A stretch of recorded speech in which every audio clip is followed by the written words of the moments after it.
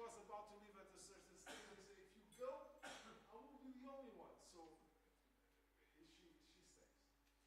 And she works in the field of cultural mediation and of, we were talking, Piero is somewhere, about complexity. I think the big challenge is how do you render simple the complexity? Because often the university has this problem. And that's one of my That life is complex, everyone understands. We don't need to go to college to understand that. The issue is how do you simplify? Piero wants to say something. Just a few words about the confusion between complexity and simplification. Perhaps at the level of public discourse, they are in opposite. But the opposite of complexity is not simplification, it's the reductionism. Yeah, that's true. So, Ines, it's your word. I have to get my backpack, but you can start. Hi, everybody. I hope you had a nice lunch. I know that some of you had it because you were right next to me. So, we're going to have a 2-hour workshop, more or less. And I'm going to make you, as the word says, I'm going to make you work. So, is the sound working? Can you hear me like that? Yes. Without the microphone, can you hear me well? Yes. I'm used to talking museums, so I have a good sound projection. Oh no, I need that because of the Zoom. I know that. Okay, sorry guys. I disconnected? I just killed the mic. I was going to abandon the mic, but then I remembered that I can't do that because of the internet, right, Sarah? Sorry. So it's working. Okay. So, as we was saying, I'm his colleague at the Polytechnic Institute for now. I have other resilient colleagues here today. But mainly, my main occupation is as a museum mediator. I've been doing that since 1999. I created my own company at that time, and it still exists, and we work with museums and cultural heritage institutions creating what we call mediation activities and devices. And I wanted to talk with you a little bit about that today, and I wanted to make you think with your hands on, because that's usually what we do when we do activities in the museums. And stealing something from Piero, I wanted to address this idea of complexity and content, because basically when you work with museums, and our expertise lies with museums that have what we call hard collections, archaeological museums, ethnographical museums, historical museums, natural history. So we're not dealing usually, we don't mediate contemporary art collections or modern art collections. We usually go for the difficult objects and all the knowledge that is connected to those. So I wanted to start I hate doing PowerPoints, so just beware, because this PowerPoint will be quite chaotic, because it was more like a flow of ideas, and I'll probably go back and forth, because I ended it over lunch, as probably also some of you saw, and I usually change ideas while I'm talking, so just to beware. So the first thing I wanted to tell you was this, I wanted to share with you this provocation, this quote from Theodor Adorno, one of the big thinkers of the 20th century, and basically he compares the museum with a mausoleum. The idea that something has to be really dead, has to be past its time to be part of a museum. Some years ago we did some videos with small children, asking them what the museum was, and it was really funny because lots of them told us that it was full of dead things, and that basically made them interesting, right? Because you saw dead things around. But it has to do with this idea that museums are a little bit outdated or even frozen in time. And that's one of the main prejudices that we have to deal when we're talking about mediation in museums, because we have to make them something interesting. And many times we're dealing with difficult information, with objects that are quite far away, because you can't touch them, you can't interact with them, and you don't feel that connection. And then we have another problem, because basically museums are very, very recent from the point of view of social history. Museums are like 200 years old. So from the institutional point of view, we tend to view or to see the museums as these everlasting, very important institutions. But in fact, first we were talking about the big collectors that sponsored the artists and collected things for their own joy. I put here Lawrence of Medici, but I could have selected Napoleon, for example. Then we had the curiosity cabinets, and then finally we started to discuss the public museums. And the public museums are connected with, there we go, going on with my crazy slides, are connected with the model of society where we were discussing the democratization of culture.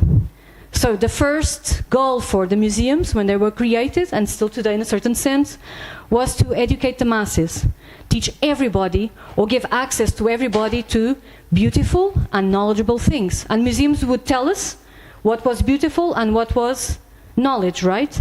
And there was also this idea that if we had organized collections, and of course we can discuss the criteria of organization, we would have knowledge, right, by organizing the objects. And maybe we're thinking today that how this can be a very false pre-assumption, right? Because how do you collect the objects? How do you organize them? And what do they mean? But basically, another thing that we have is, today we're living a completely different model, because we're not talking only about democratization of culture, and of course we still have it in some public policies. We're talking about cultural democracy, the way that each of us can be an agent of change, each of us can produce culture, each of us has a voice, and we must support diversity. So we go from this idea of the public museum to examples such as this, the Museum of the Favela from Rio de Janeiro, that is a community museum that is created by the people that live in that neighborhood, and they curate what they want to celebrate and what they want to share with the other people. A community museum. And it's a completely different model. But again, as I told you, I'm a museum mediator, so I believe deeply in the power of the museums, and I usually share these slides because I think that's it's about. Because museums are about love, because that's the kind of thing that we discover when we go in and see the statues sometimes, because they're all about us. Or about time, because maybe when we are so interested in prehistorical collections or other things, we're thinking about that. Or about life and all that's connected with that.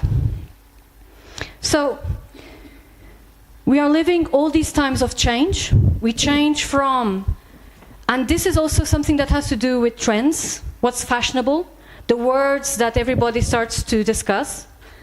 And today, it's not politically correct for a museum to say that his model is a top-down model, that they want to decide, in a certain sense, what must be the main message. They want to educate the masses, or they want, even if they want to have an outreach program and include disabled people or migrant communities or whatever, it's very difficult for a museum to convey the message that it's a top-down decision, that it's a strategical decision. Because we're talking in a cultural democracy model, even if it's not really practiced in an institution.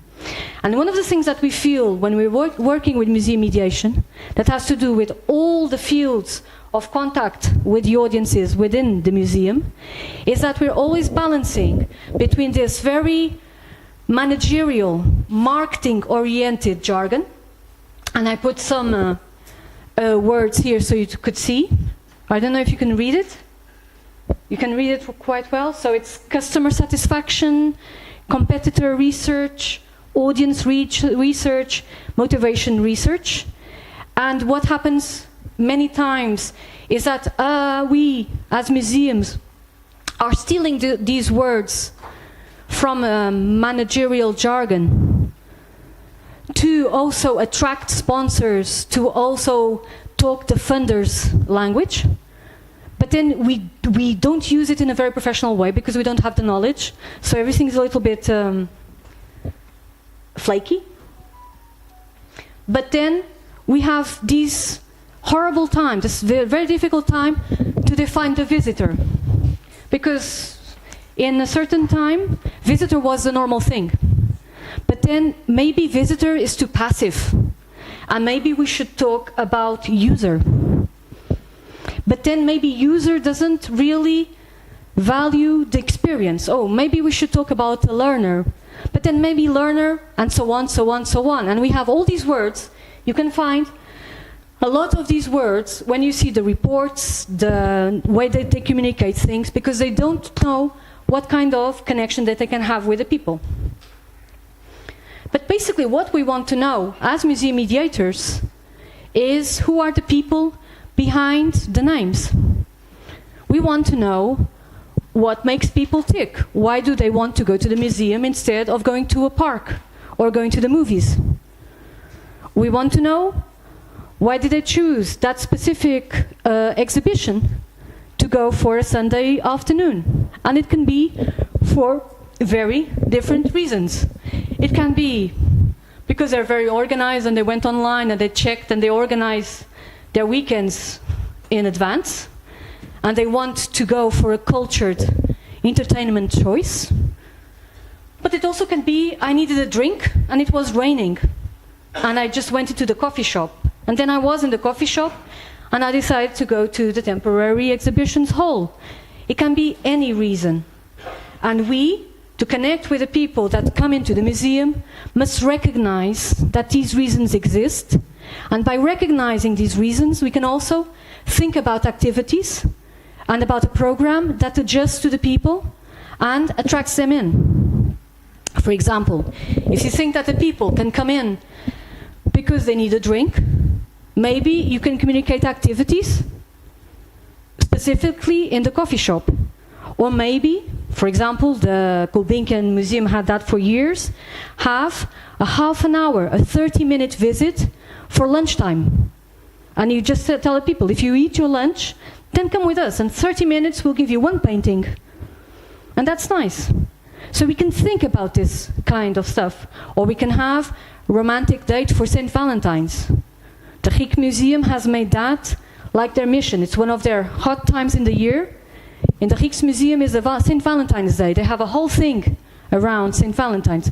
So we can work with that. The other day, for example, and it was the Grieks Museum also, they did a terrible faux pas because they decided to talk about black cats in the Halloween and the black cats in their paintings and so on. And then suddenly, in Instagram, there started to be like this tempest of opinions because a lot of black cat lovers were offended with the connotation with witchery and Halloween.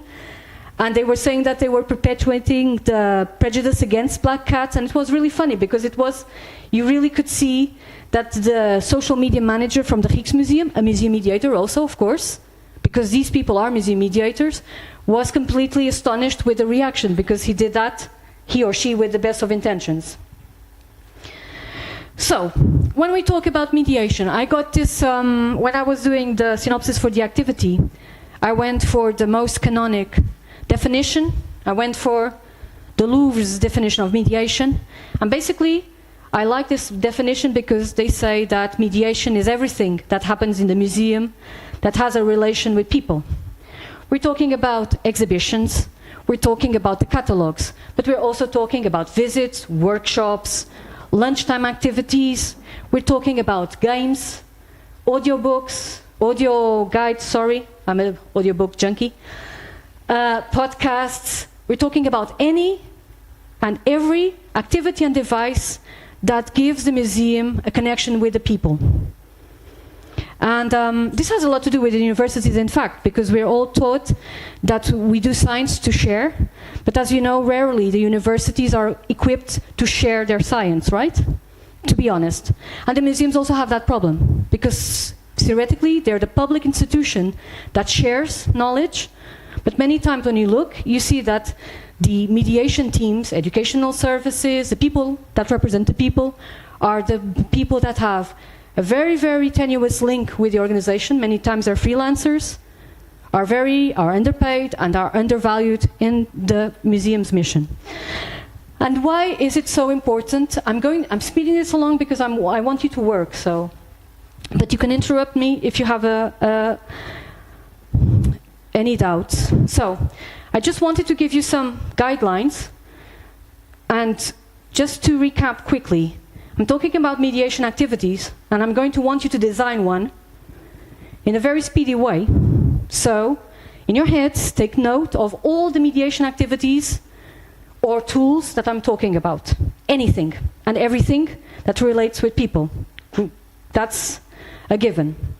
Another thing is, why is it so important to have museum mediators working in the museum? Well, first, because we need to emphasize in the relation between the museum and their audiences, learner over teacher.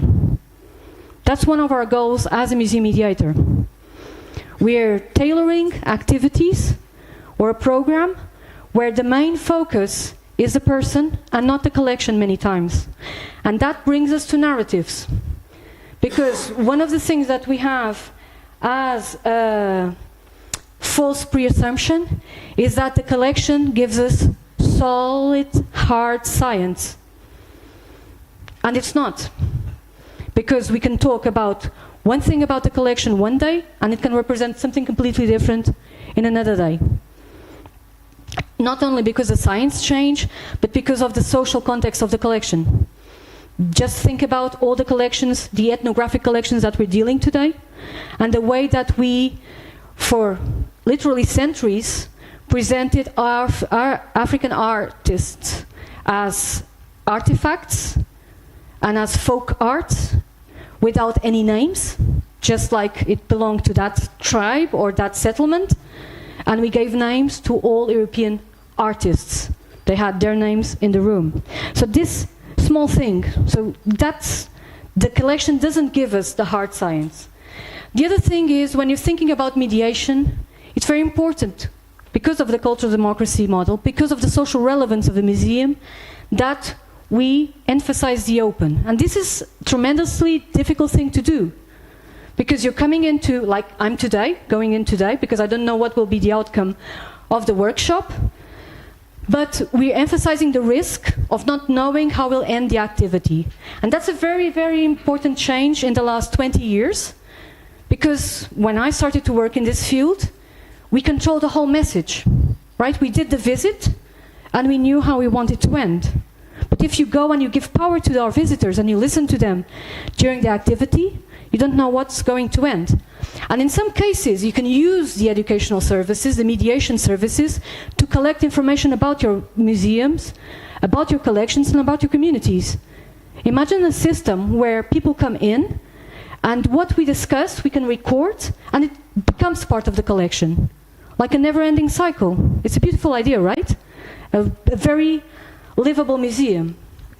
And another thing is meaning making, and that's the more important thing that I want for you to take with you today. I'll share the list of references with Annabella, and she can share with you guys later.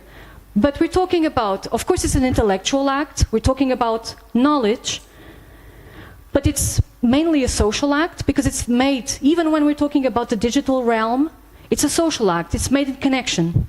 And even when we're using devices, where the museum doesn't have the person in presence, it is a social act. It's rarely an individual, isolated act. It's a physical one, as I told you, also, because we're in presence. There's a physicality, there's a material, we're talking about material collections, but we're also talking about material spaces. Those spaces where you know that you have to talk lower, you can't run, or the light changes, or even the room temperature.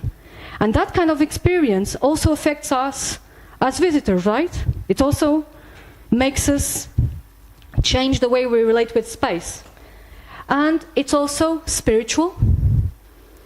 I've had a good exhibition will affect you in a spiritual way. It will make you think about values. It will make you think about how the world is going today. It will affect you in that way.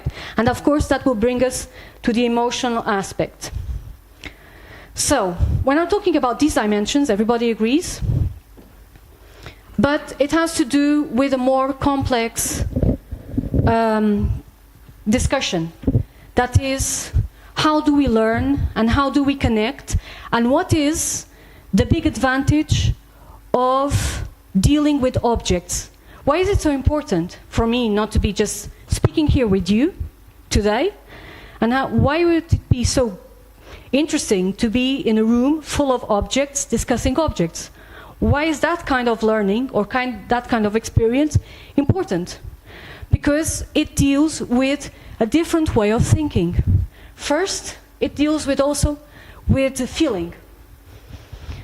And I'll send you an article by António Damasio. He's our most well-known Portuguese neuroscientist that works in the USA.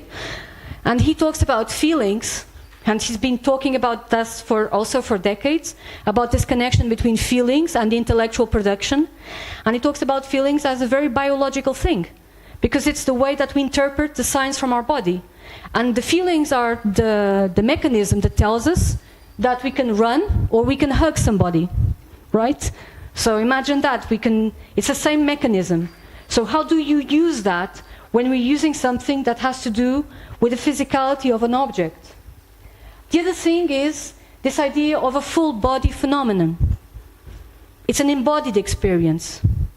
And we're there because we have this tendency to separate the mental achievements from the physical achievements, but they're all the same. And in the museums, they're extremely important, because sometimes we've had this wonderful experience, but we're simply tired or sleepy, or our back hurts, and that affects experience. And, of course, this idea of beyond the body phenomenon, because we bring in our own selves to the museum. We bring the whole of us. We bring our experiences, our memories. And at the same time, ourselves are fluid, right? Because we're always in flux. We could have a good day, we are tired, we are happy, we are with the love of our life, we're with the children, we're with friends, whatever. The self is fluid. And we bring that person into the museum. But at the same time, we tend to think that we can contain things into time, like time capsules, and the museum is all about time and that kind of thing. And at the same time, we're always transforming everything into narratives.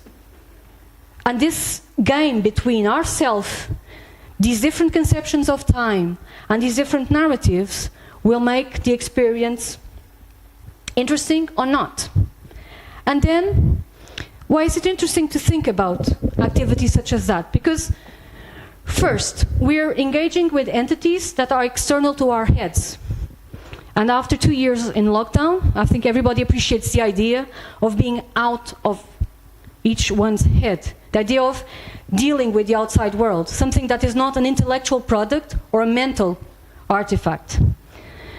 The other thing is the way we move, our feelings and the movement of our body.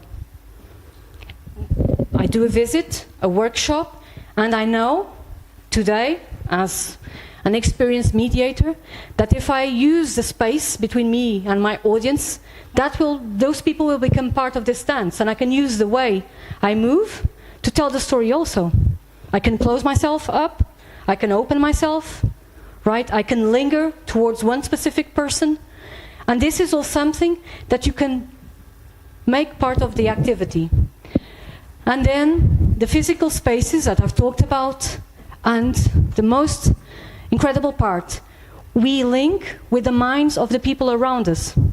Because right now we're in the auditorium, you're all silent, you're enjoying yourselves immensely, I know, you're like dazzled by my communication, but you're silent, you're not in connection. And the interesting part of a museum workshop, of a non-formal educational setting, is that at a certain time you can dazzle yourselves with the connections with other people, with other minds. Because and sometimes it's something as simple as a gasp or a smile, like, oh, I know that. Oh, that's so interesting. Or that's so boring also, of course. But it's all part of this experience. And this takes us to why we do this work. Why is it so important to have like what we call a cultural education? Because learning stuff whatever it is. And learning through objects makes us able to focus more intently, comprehend more deeply, and create more I can't say this word, imaginatively. But for that, we need three things. We need basic literacy.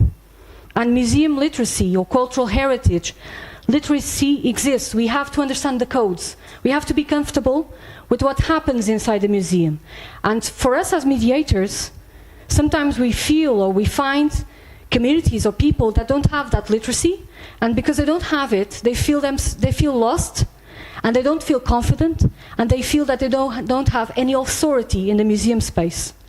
So when we think about an activity, we also have to think about all these variables when we're thinking about that. How can we give the basic tools to everybody when we know that we're going to deal with a group that is more fragile?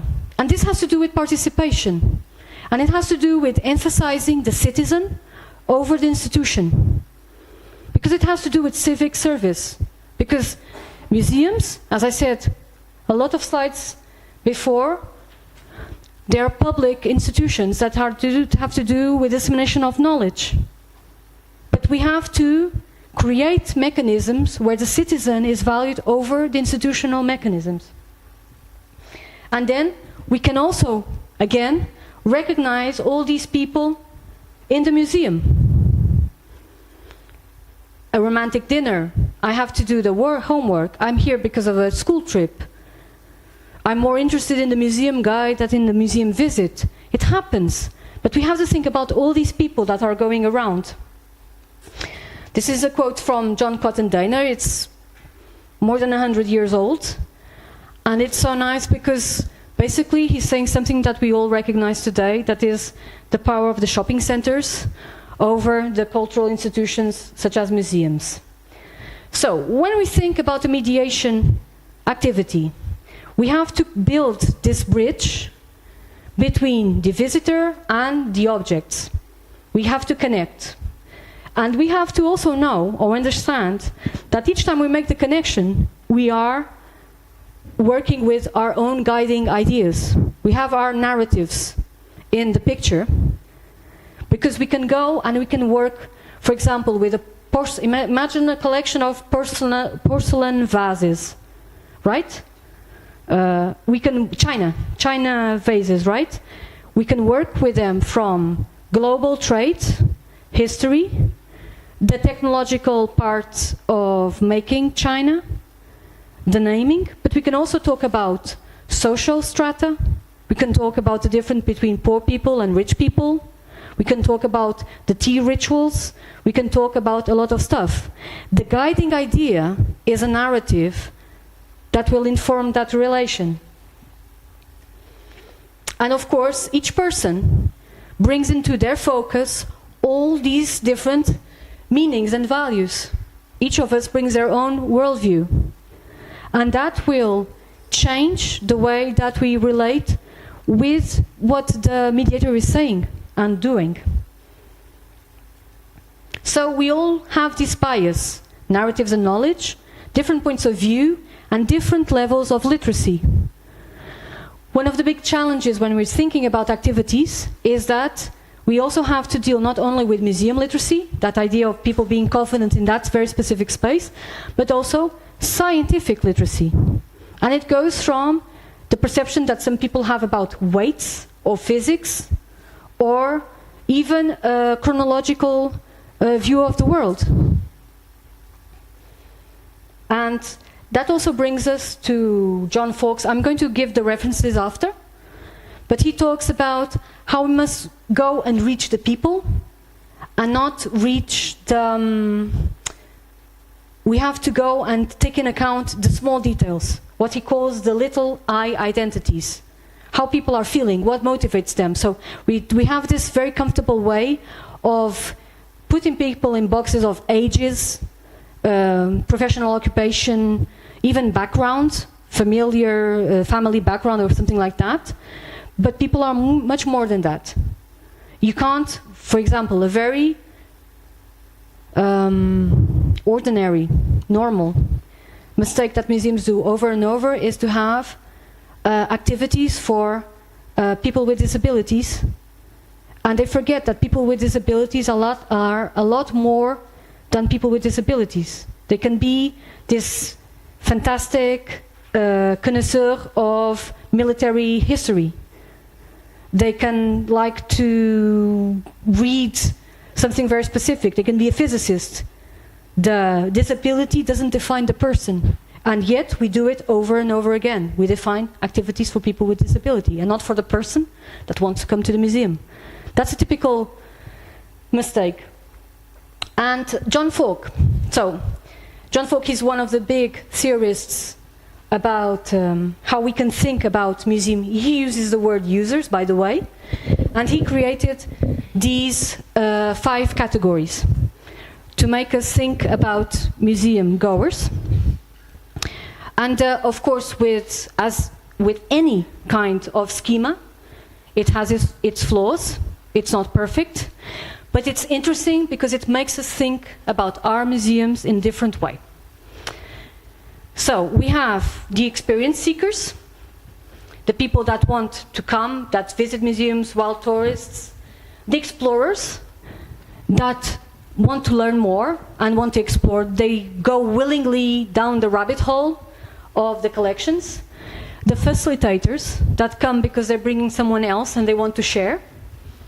And the professional hobbyists, we call it also the professional amateurs, that sometimes are people that know more about our themes than us.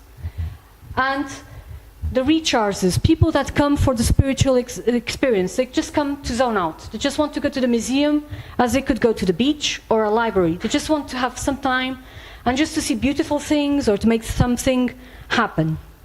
It's you going to So we have all these dimensions when people come. For example, another big mistake is that the poor old people are always put in the a box of old people that want to talk about their memories and their past, and that's so wrong. Teenagers and our exercise. So, I'm going to no, I have to connect, sorry. I'm always trying to put, so. First I asked Luis to get me some objects, and then I thought it would be easier with the cliché. No, and now, you were thinking about the objects now. Okay, no. I thought that I was going for like cliché objects because everybody knows something, and so the lack of knowledge about the object wouldn't be difficult. So I'm trying to grab the micro and the papers. So I chose the Mona Lisa. 1. I chose Guernica.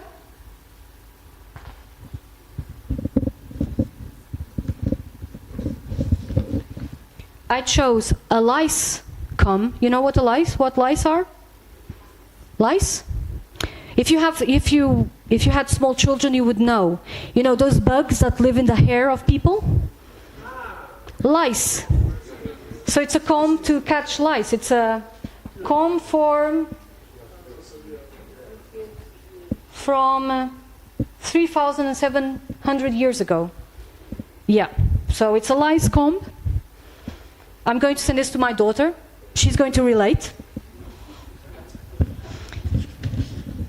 This one is about North America's, and I chose this one because of Stephen. North America's oldest human footprints. Okay. This classic. Yeah. The Venus.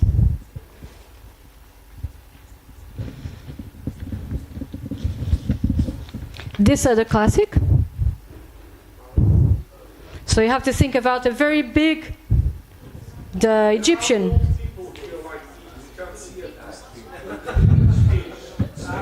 It's not inclusive. I'm not being inclusive. Oh, sorry. And then the China objects. Okay? So we have all these. So we have 1, 2, 3, 4, 5, 6, 7 objects. So we're going to have 7 groups. So I want to know, are the old people involved in the groups or are you out? So I count you into the groups or you just want to... So I'll just... You're too afraid. Okay. So I'm going to count 1, 2, 4, 5, 7, and you'll just group in the group. So 1, 2, 3, 4, 5, 6, 7. You're 7. You know the numbers? You know the numbers? Okay. 1, 2, 3. Are you in? No. 1, 2, 3, 4, 5, 6, 7. 7. You know the numbers? You're 6, I think. 1, 2, 3, 4, 5, 6, 7. Okay? 1, 2, 3, 4. Are you in? No. 4. Are you in? 4. 5, 6, 7. Okay? You have separated the masters. Yes. You want to come in? No, I want to mix them. Oh, I've separated? No, I haven't. I mixed the masters. Then you have 1, 2, 3. You're already counted in. 4. Guys, are you in? 5, 6. Are you in? 7. Okay, so separate by the numbers. 1, we have different groups. Come on. 1, 2, 3, 4, 5, 6, 7. I could say museum mediators do it better.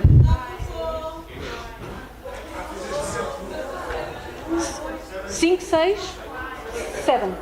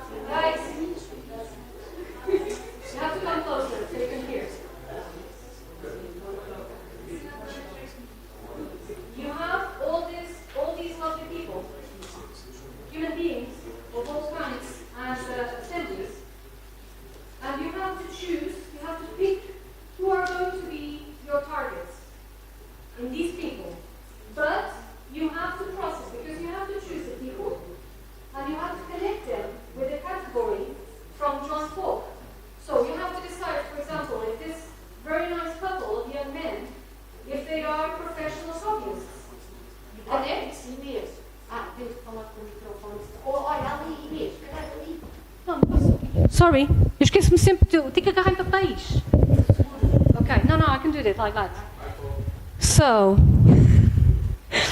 o culpa é do Hugo. So, we have...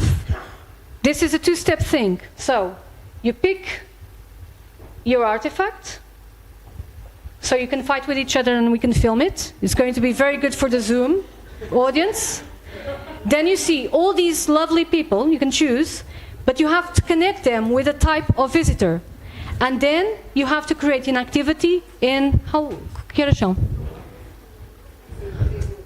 Okay, you have half an hour to do all this and create some kind of activity, mediation tool. It can be a visit, a workshop, an exhibition, audio guide, podcast, whatever you want. And then in 15 minutes, we'll present the work of the different groups and talk a little bit about the process. Okay? Just going to throw the people here. And these are the categories.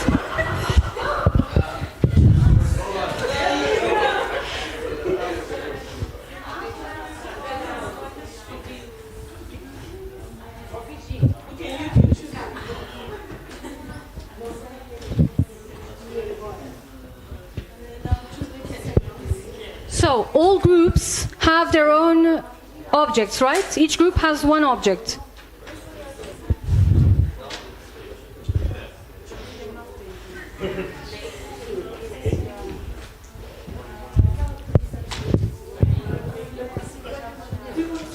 The categories, they're repeated. You can just pick them up.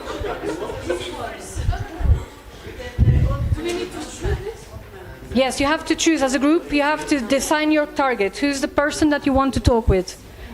And you have to link it with the category of user. Guys, have you got your guys here doing the hard work? Smart.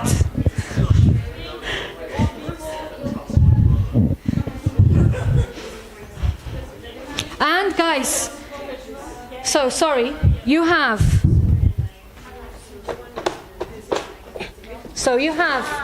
paper.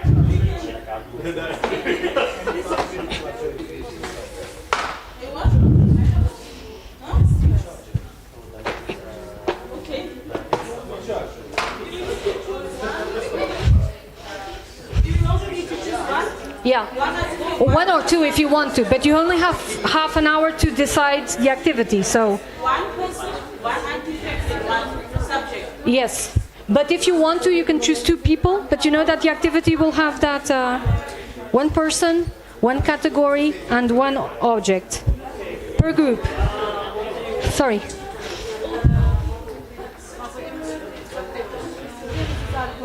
Podem. If you want to, yes.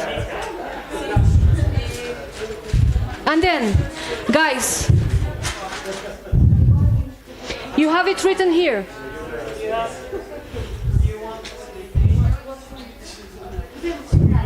Claro. So, guys, can I ask just for 1 minute of your time? You then have materials. You have glue, scissors, papers, different kinds of papers, pencils, everything there, because you'll present your idea in like 1 or 2 minutes in the most creative way, okay? Because we only have 15 minutes at the end. Okay, so you have materials there, so you can draw, you can make a poster to advertise your mediation activity, you can do whatever. So, come on guys, move, move, move. Remember the physical part. It's written over there, you have the categories there. You can pick the category.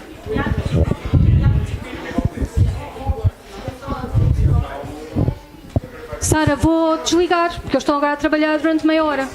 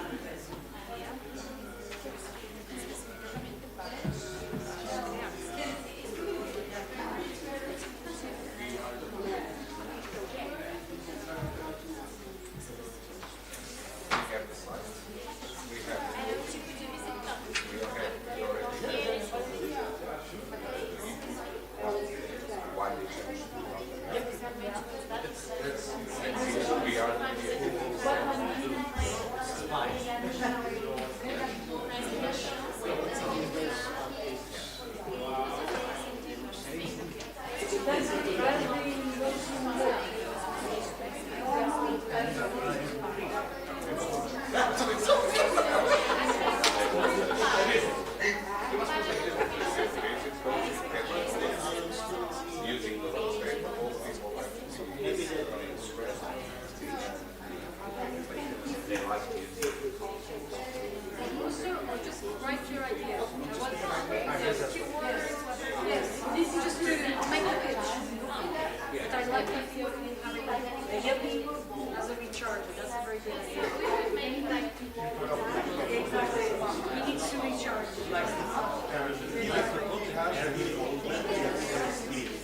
It's so nice, right? When you start thinking goals, most important part of it is not about looking at things like, oh, it's going to have, it's like, I need the flower to land on the desk. It's that's good with that.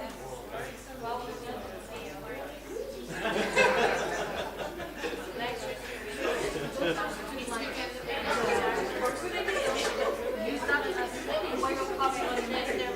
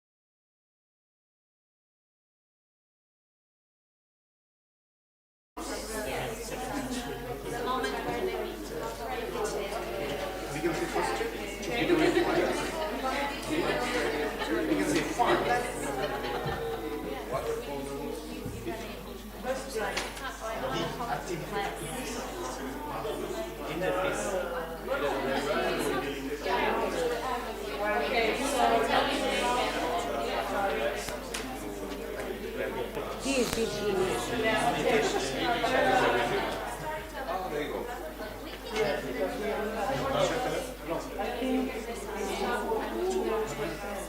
funerary.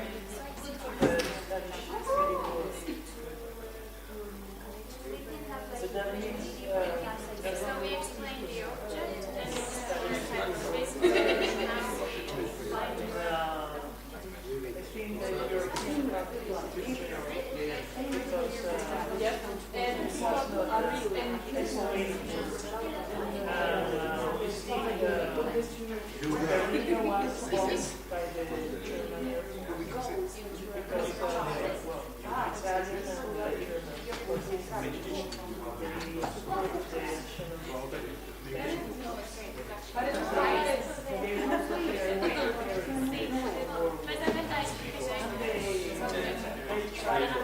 So guys, time's up.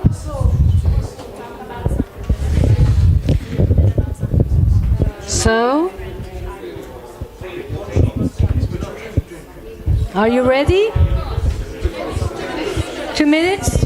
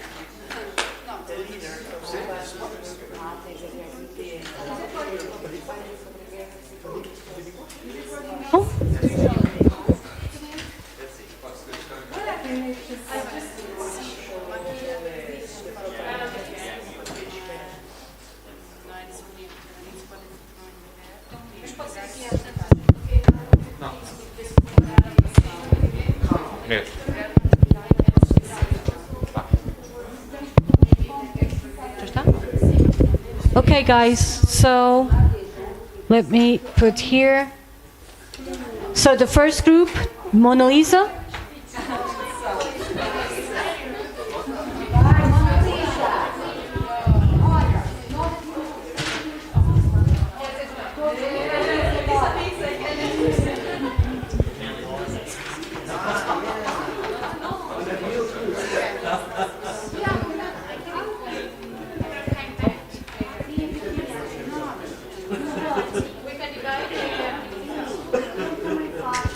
Como é que eu consigo?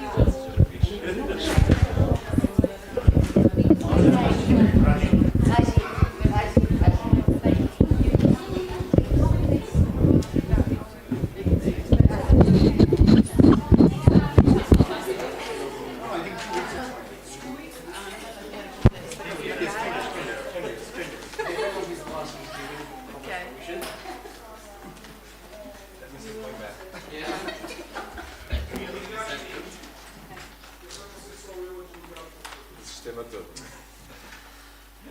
Okay, we're using this? So maybe we can use that one. Can we use this one, guys? Okay. So, Mona Lisa gang. Mona Lisa gang. That mic. Só para lá. Que chique. So you have 2 minutes. Okay, can I start? Yes? Okay, so our group had Mona Lisa, which was challenging because it's a mainstream artifact, and sometimes it's harder to tell the story of something that everybody knows than to show something new. So this was one of our challenges. And then our visitants, they are facilitators. So visitors who are socially motivated, and their visit is focused.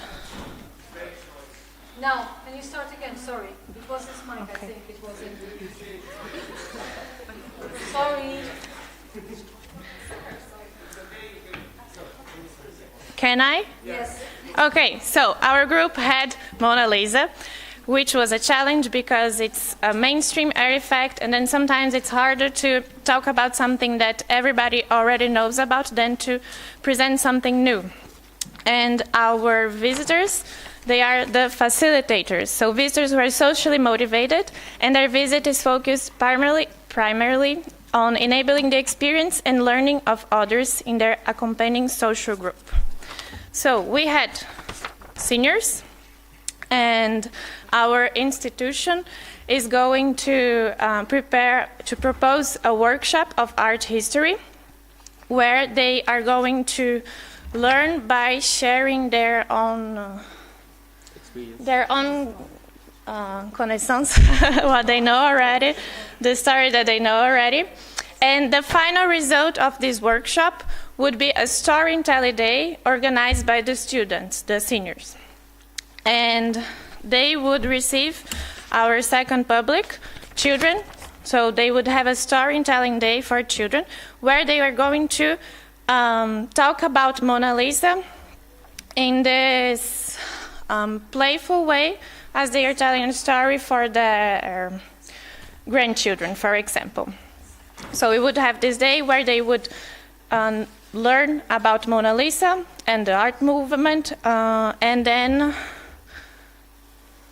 they would maybe draw, participate in using their own creativity and do their own artwork as a result.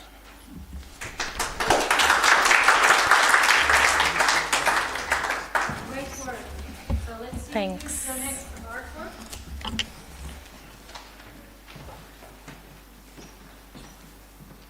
I have questions for the group. Can I? Yes, you can. Marta. Shanti don't want, but because sometimes for the Mona Lisa, but as you have said, it's a mainstream thing, very Italian, I want to underline. And but people are interested in strange things, such as is the self-portrait of Leonardo. So do you think in the mediation act it's important to underline things that nobody say because it's not scientific, but everybody ask or not? You can answer how you, it's your opinion, huh? I don't know. I think it would be interesting, especially because this was our idea. We do not want to, okay, this is Mona Lisa, and then we talk about the art movement and the painter. We were focusing on a storytelling activity. So the more different information we have, the more interesting it would get. and even if they invent things, just to it would create curiosity in a different way, other than just the painting and going to the Louvre taking a picture. I think it would be interesting. I don't know what the group thinks. Especially because we choose the seniors and their experience. Okay, so they will use their experience, their knowledge, to do this workshop. So probably they will use some I don't know, some knowledge that are not true, but this is the topic. This is the thing that we wanted to highlight with this. Yeah, it's a kind of biasness, like as we choose the elderly people. So elderly people has many, not all the people, some personal biasness. So it's an important aspect to conclude the thing. So maybe if we found any knowledgeable person who has no biasness about the Mona Lisa, he can explain these things and transform this in knowledge. That's the thing.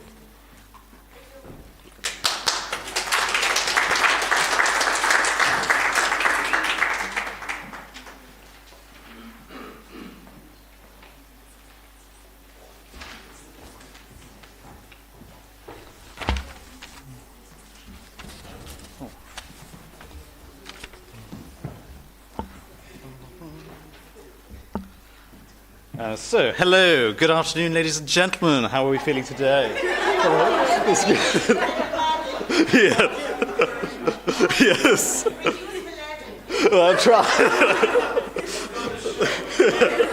Do my best, but we'll see what we can do. So, we were delighted to get the Venus figurines for ours, and we're here to tell you about a rather exciting new course at the Utopian University, which means no place, particularly on this. Our target group were students who were also professional hobbyists. So, like, oh, right. Hello. That one. So we can read. Okay, is that better? That's good. Okay, so we designed two special courses for this particular masterclass on the Venus statuette. We went with an artistic course and an archaeological course.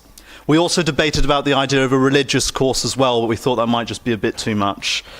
The artistic course would be about 2 hours long, and it covers various types of art, including portable art, paintings, engravings, general rock art, as well as art basically contemporary with the object at the time, as a way to sort of educate these students and these hobbyists. So as given that they already have a prior sense of knowledge, it was best to add to that rather than to treat it as any less than that. Afterwards, as a second hour, we would treat it with a workshop. And in this workshop, we would get them to engage in creating Paleolithic art, so using pigments, or getting them to nap away at some rock sprucium engravings as well, and perhaps even giving a go at producing portable art too, which might be a rather exciting endeavour.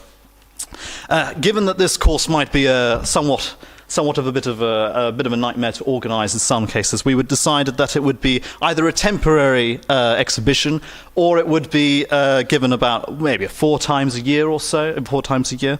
But this is off the top of our heads to see if it's okay. So with the archaeology course, it would be a bit more intense, but we would keep it down to an hour so that people wouldn't get too bored. We would cover things like datation, context, civilization or local area, so in connection with the type of civilization connected with building the Venus figurine, and then perhaps looking at the other material cultures surrounding it as well, to give further context to it. And we also other contemporary artifacts, and the one topic everyone loves, interpretation, because everyone always agrees on the same thing in interpretation. We would also have leaflets promoting digs, and as well, so basically would encourage students to go on to excavations and other activities to get further involved in the archaeological side of things that the museum would present. And there's also the sort of expertise perspective. So some students would be given the opportunity to shadow some archaeologists around so that they could learn from them as well. So, and this would be our main idea for the archaeological course. So I think that covers it. Any further ideas? No? I hope this answers the question.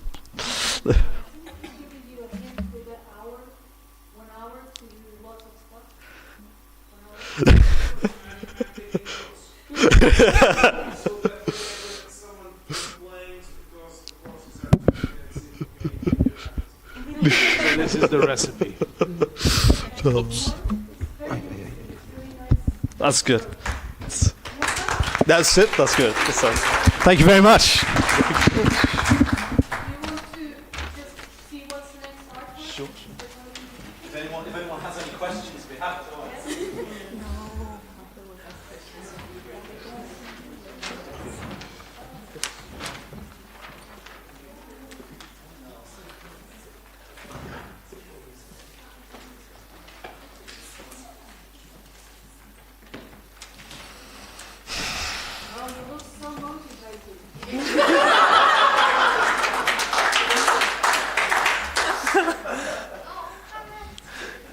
Why am I the one who has to speak?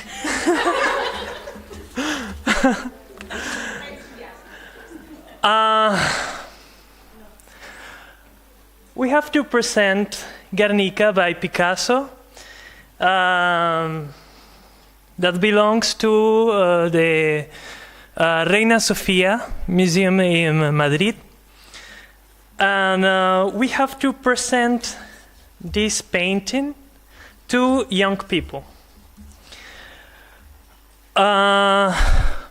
We thought that for young people, or most of young people, especially in developed countries, war is something alien. So, besides the Spanish Civil War ended 18 years ago, so it's far in time.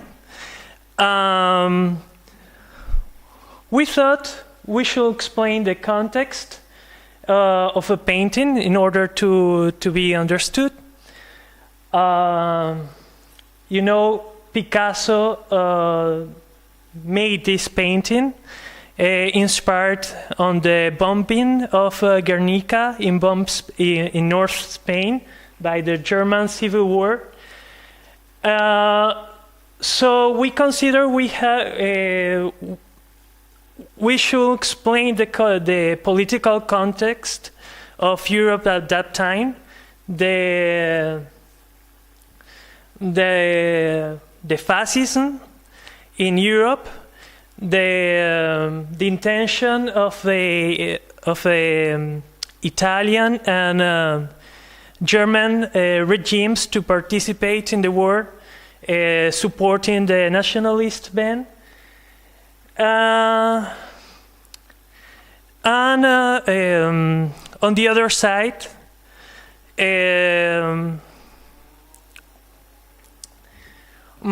we should present also the formal or artistic aspect of a painting, because of course it's an avant-garde painting.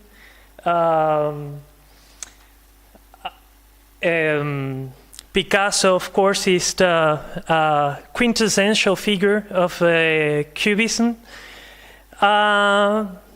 And this painting represents the tragedy of civilians who suffer from the atrocities of war.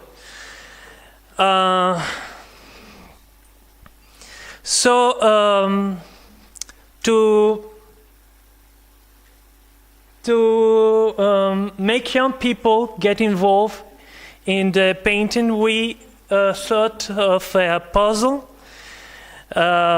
because as a work of Cubism is made of primary geometric figures. We consider that young people usually nowadays, or the first reference they have on word are video games. So we chose to present the how the video games display these historical figures who were involved in the Spanish Civil War and the propaganda of each side, the Republicans and the Nationalists.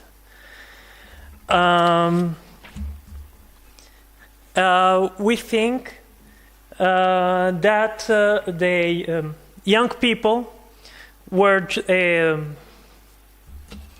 driven to Reina Sofia for a generic interest they acquired in high school. So they heard. What are they? Are they explorers in the categories? Yes. Explorers. Okay. And that's it.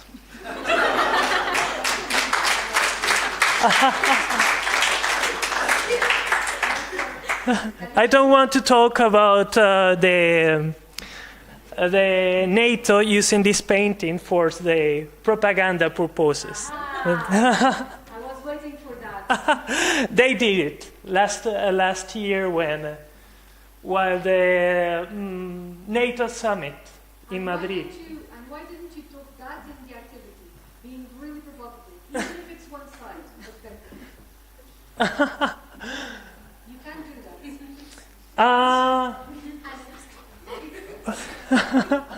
Well, the context. Last year, the NATO have its summit in Madrid, motivated by the war in Ukraine, and the royal family of Spain invited the woman of the assistants to take a picture in front of Guernica, who is a symbol of anti-war. But they are, in fact,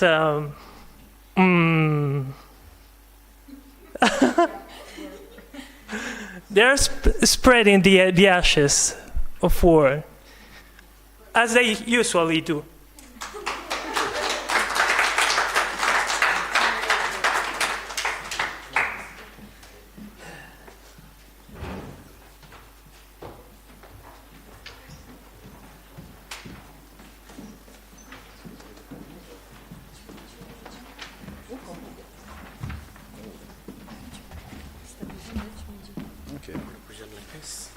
Yeah.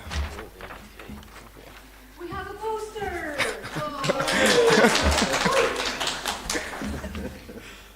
Okay, hello everyone. So we got this image of Sphinx from Egypt, and the other image that we got, this was this person, and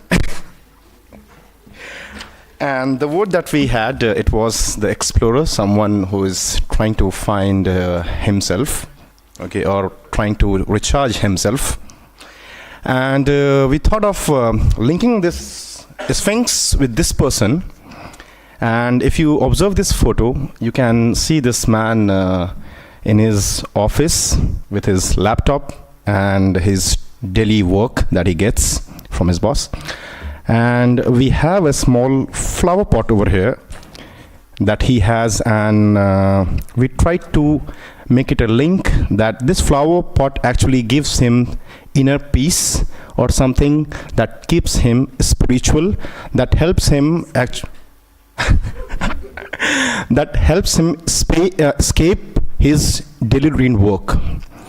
So we try to propose an activity. Our association is trying to propose an activity that is yoga retreat for 10 days. that will help you in knowing yourself and gaining inner peace. But that's the thing. Yoga retreats during 10 days. Does it? It's a hint. Okay. And it's not just yoga. It will be the different workshops, like the spiritual workshops and the inner peace training. So it will help him in knowing himself, in discovering himself. Okay. Yeah. Thank you. Thank you.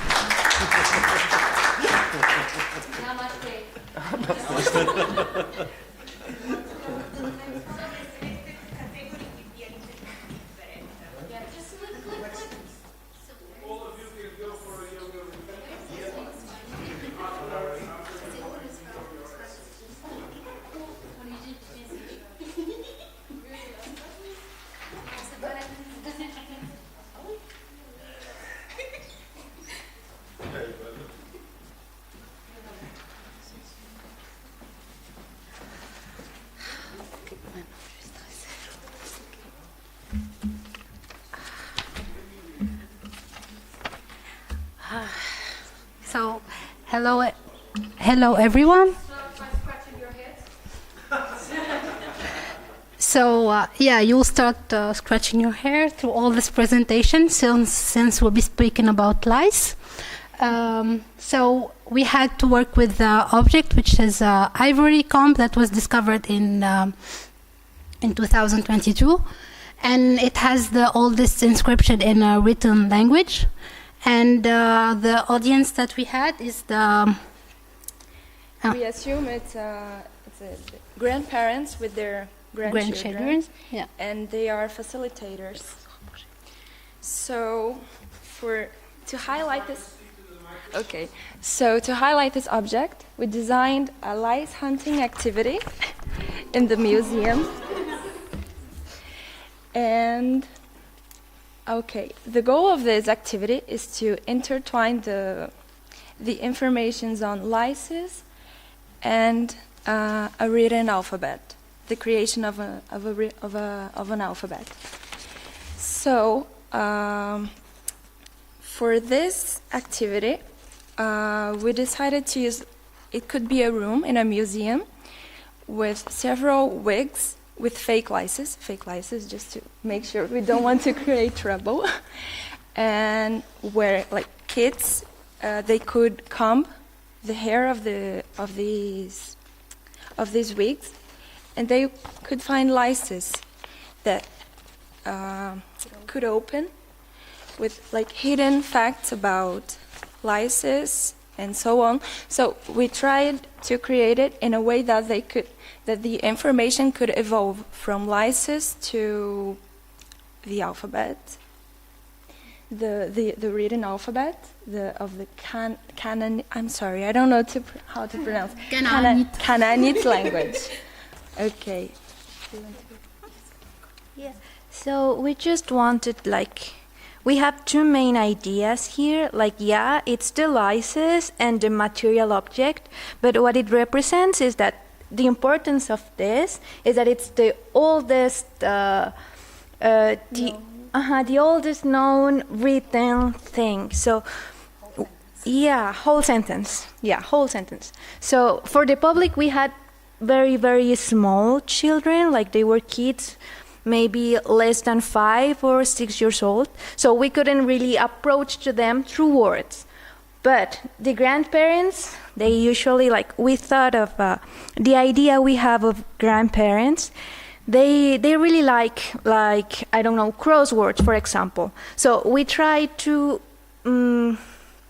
divide the activities in two. So in this way, we can approach to kids that can spend hours doing that, just playing, combing, and the grandparents that are gonna learn something while being with their grandchildren. So it's like a two-side activity to both publics.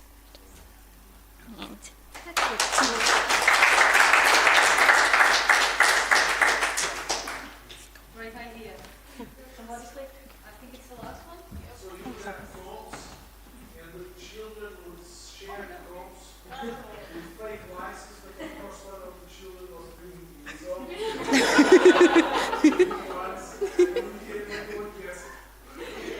That will give a real life experience of the lice.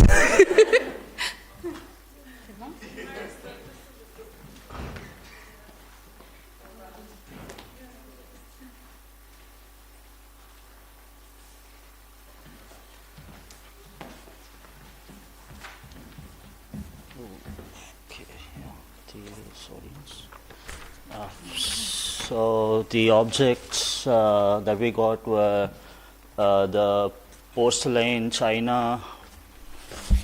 So, yeah, the object that we got were the porcelain chinaware, and we had to present these to a group of what seemed like high school kids playing football. So we thought they are very obviously into action-packed adventure activities. Yeah, we linked up to explorers who are curious, but they don't have a very particular interest in anything, but they're curious and open to exploration. And because they're into adventure activities, we thought we could use. I mean, it is difficult to make them interested in something like vases at the first glance, but because of a clue, we thought what is shown in the vase. I mean, generally these boys of this age are more into weapons and military technology. So in the vase on the left, there's what seems to be a horseman. So we thought, yeah, you could explain. So since these vases were used in ancient China to depict stories, tell stories, we thought of dividing the exhibition room into sections, and then in each section we would show an animation movie that tells a story of a battle. And then at the end of the animation movie, we would unveil 3 vases, and then we would ask those high school students which vase tell the story of the battle that has been shown. So in this way, we would make the students interact in some kind of a quiz game. Yeah, that's our activity.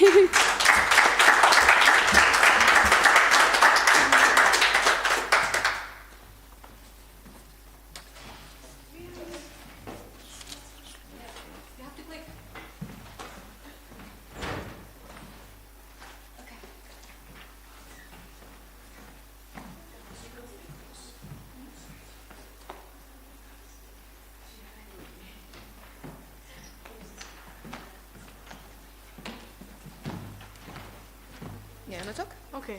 Yeah. Okay, I'll hold this.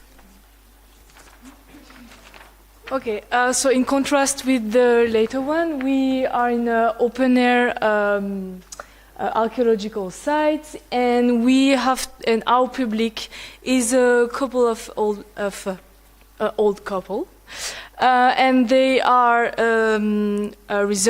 old researcher. They have a background, a scientific background, and they want to, in this case, spend a day in this huge park. So the White Sands National Park is very huge, and in it you have this oldest footprints. So the couples that we have is retired couples that like and enjoy to go on holidays with other friends of the same age and kind of the same backgrounds. So we create today activities for professionals that are no retired and want to enjoy still learning stuff or see things that they did research on during their career. So we had one day in White Sands National Park So the day is divided by 3 sections. We will first have a meeting with the mediators and a discussion like that. They could have some information and also how their day will be planned. So like that they are not surprised so much and they know what they will do. And they will have a 5-minute movie to kind of have a first approach and first contact with what they will see. Just to conclude, we already finished the day? No, the trip. The road trip, of course, is a natural park. So the idea is to visit the landscape, to see the vegetation, the animals that are local, and of course also the important leitmotif that is the archaeological site with the oldest footprints in North America. South America. Of course, there are the activities for the people that are in tourism, spots to make group pictures and the hot spots to see the beautiful landscapes. Usually these kind of parks are transformed in, for example, in the geoparks that have all these structures to involve the community, the local community, and also invite tourism and the people work there. And the third moment, you want to explain? Then do you want to Yeah. Yeah, third plan is sharing the moment.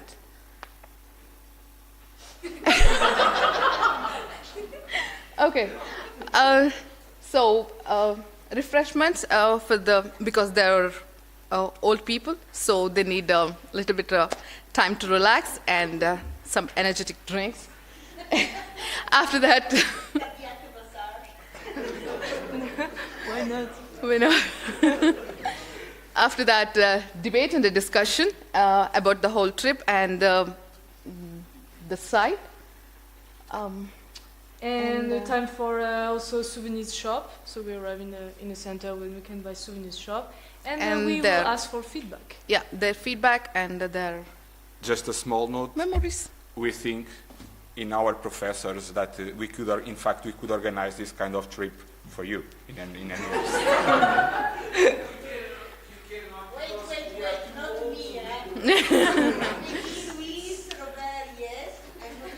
This is like a prospectus that they can have by email, or it's like the presentation of the day that they applied for, and of course there will be like two guides and scheduled, and that's it. And the last they are going to share their own memories, old memories like experience and everything. That will be the fantastic one. So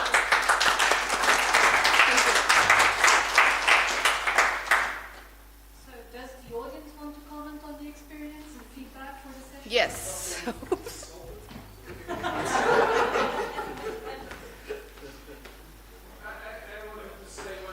The Guernica team, because one thing which is not specific of Guernica, but it's a characteristic of all the Cubist approach of Picasso, is to present different perspectives in one. This is what basically Cubism does. And it's interesting, you could exploit this as, there are disguised elements when you see this picture. But one is clear, the style relates to this. So you see images from the front and from the side at the same time, which is a technique that has, of course, a very strong cultural resonance. And then there are these guys' things. When I look at this painting, I see a swastika. And the painting is from 1937, but it's a swastika underneath. And so this is the interest of a painting like this. It's very complex. I'm not saying that Picasso wanted to have a swastika, but it's there. And often artists don't reflect on these things. So I think it's an interesting work of art, and I think the group also did a good job. Who has seen the Guernica live here in the room? I was surprised, because it was always a painting, and I grew up, my uncle had a copy at home, so I always thought it was a painting. And then I understood it was a mural, which is, of course, it's a mural. It's not it's a painting, but it's a mural. It's a huge painting. It's very big. It's a mural. It was meant to be done outside.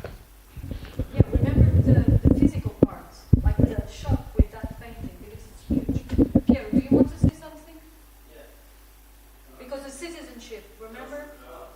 Just a short comment that is paradigmatic painting also about the dimension of chaos. I think that complex system and complexity is not representable, imaginable. I think that the only form of mediation that is able to represent the complex system is art, because it's able to show the connection, the invisible connection between the phenomena and the process. Does anybody want to give some feedback about the activities or the other ideas? So I'm just going to give one last topic for you to think, because you went through the process. This is working, right? The microphone is working, this one. Yeah. It's working? Yeah. Okay. I'm Yeah. no? Yeah, we can hear you very well. No, but I think that they don't hear me. Estava a carregar no botão, mas achava que era carregar no botão que funcionava.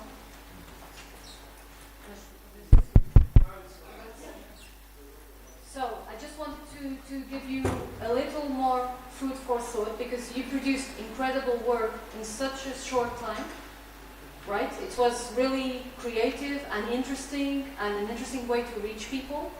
But one of the things that we have to think when we're thinking about mediation in any setting is, what kind of a mediator am I? Each of us. Because you worked as a group. And I'm just going to give you these hints. This is a list made by me, but it's something that comes from my experience as a mediator. So I'm just going to give it to you, and then I'll send all the references to the professor, so you can have it, but I'll just show it. So,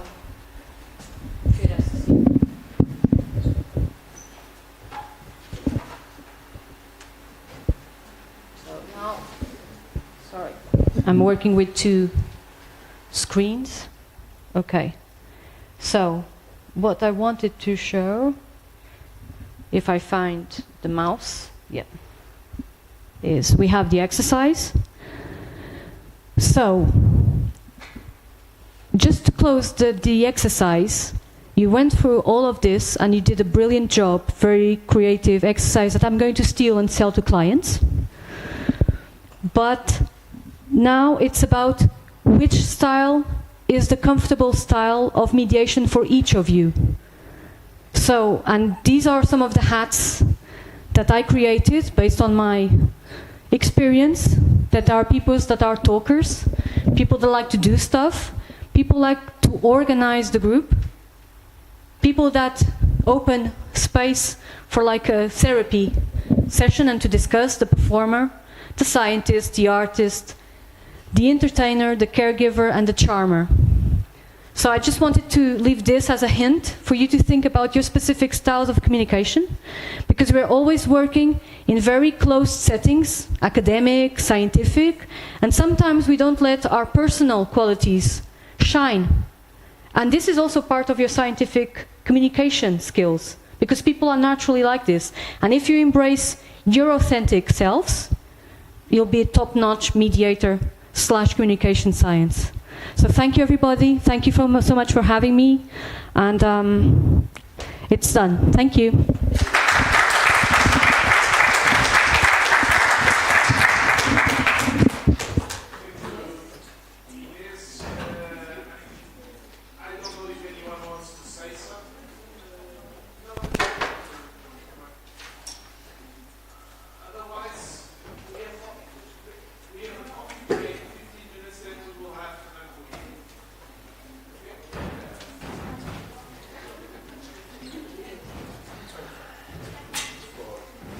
Yes, exactly. It's so nice that they're so good.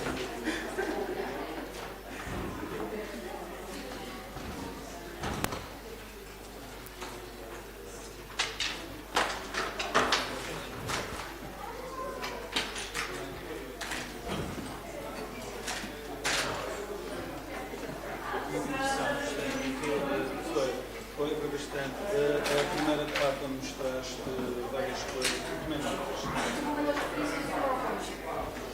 Eu, entretanto, já te mandei um filho meu. Tem aqui uma luz. Ele deve ter feito assim.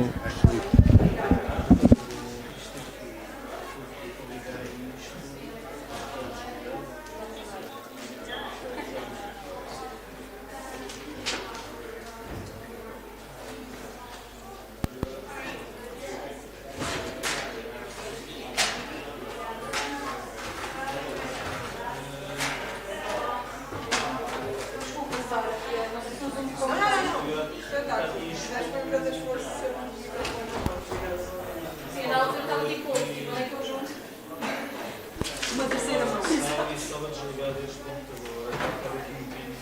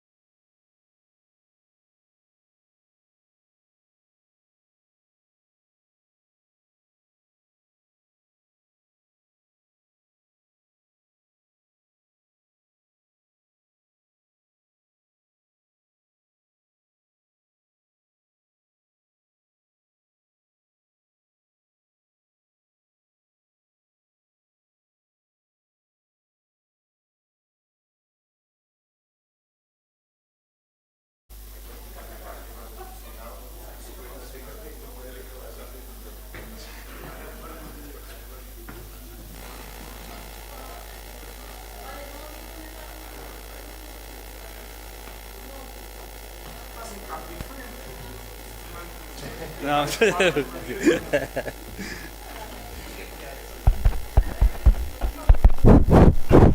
Huh? Okay, oops.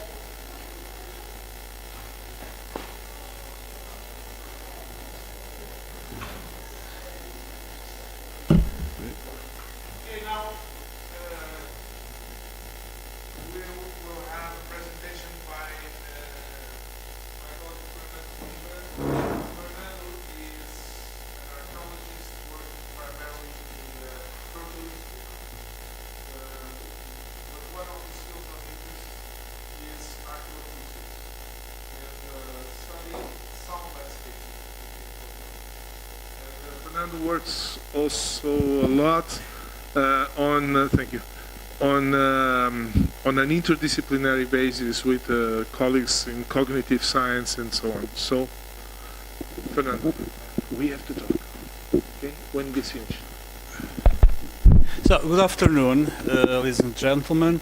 So, before seeing the presentation, I must explain a little bit about the concept of this project. The documentary will be about 15 minutes, and it's only a part of a larger documentary that is still in progress. Well, the film is made by Portuguese awarded filmmaker Hulk Minch. He was invited to the Festival of Berlin, Berlinale. It was filmed on location at some hypogea near Lisbon. So you may ask, what is an hypogea? So it's an artificial cave excavated in soft limestone. These are funerary monuments with a circular chamber. You can imagine half of a sphere. And the sound, for example, of speaking or playing drums or other thing, resonates very largely inside. I don't know if here in this room we can have that kind of resonation, but this is going to be presented to be seen with in the frame of other project with headphones. In this way you can understand that well. So let me test a little bit the sound of the room. Ah!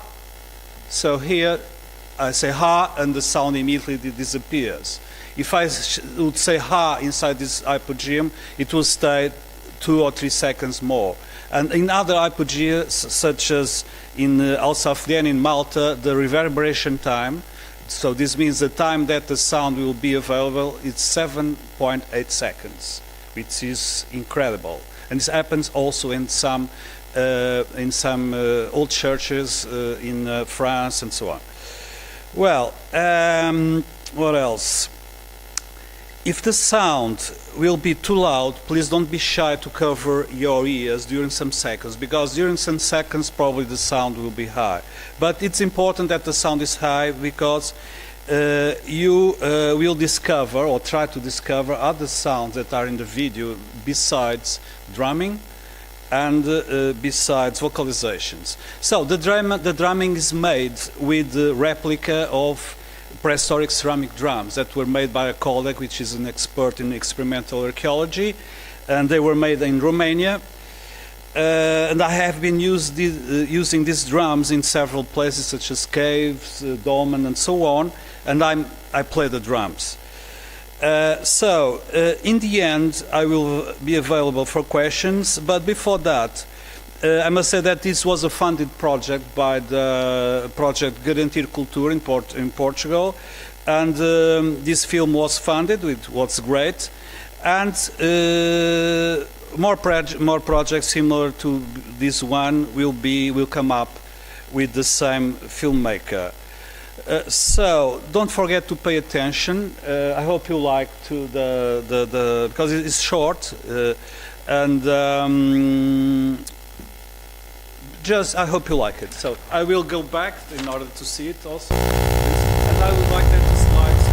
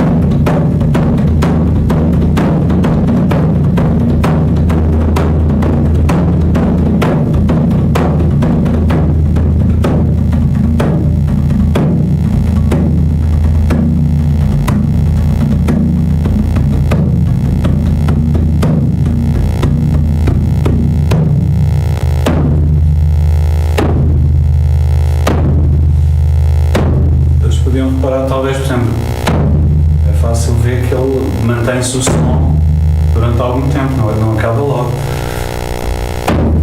Eventualmente poderiam deixar piada a isto, não é? Com certeza reparavam nisso, não podiam deixar de reparar, tal como nós hoje chegamos aqui, pronto, e reparámos logo que o falar, bater palmas também, não, é mais agudo, não se nota tanto. O som, sendo aqui os sons mais graves, dão mais ressonância.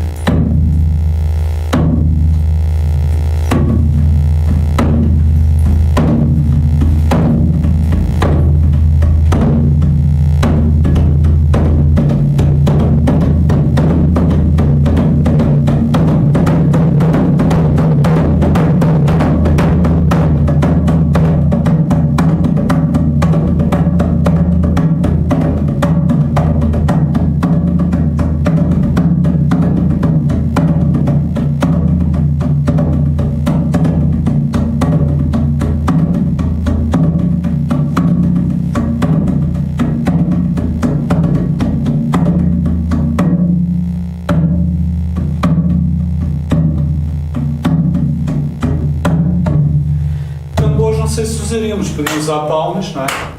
Podiam usar outras formas de percussão, podiam fazer, como por exemplo, certos sons ou articular certas palavras como Ometa, Yuva, Kiva.